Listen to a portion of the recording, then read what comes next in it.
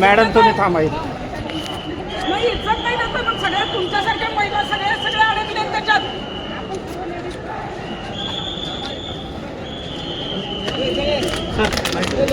थांबा थांबा येतच थांबा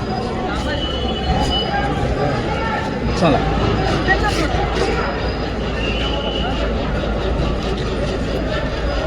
व्हिडिओ लेण्यासाठी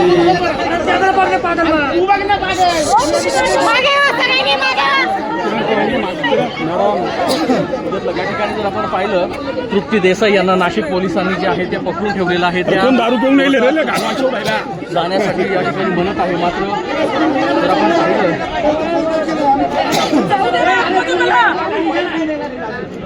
तुम्ही तुमचं काम तिथं करा ना, मला कशाला करून ठेवलंय? तेव्हा त्याला धरून ठेवलं असतं नाशिक पोलिसांनी तरी घटनेत नसतं ना. तुम्ही जोरात कसं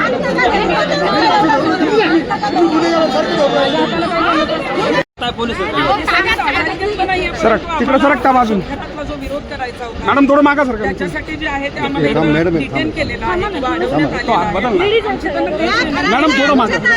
हा, आणि या ठराविक आमच्या ताब्यात द्या. त्याचं लाईव्ह चालू. घरातले जे कृत्य केलेलं आहे मला वाटतं की पोलिसांच्या माध्यमातून काम करतायत, न्यायालय शिक्षा देईल, पण प्रत्येक घरातल्या मुलाबरोबरही लागलेलं आहे.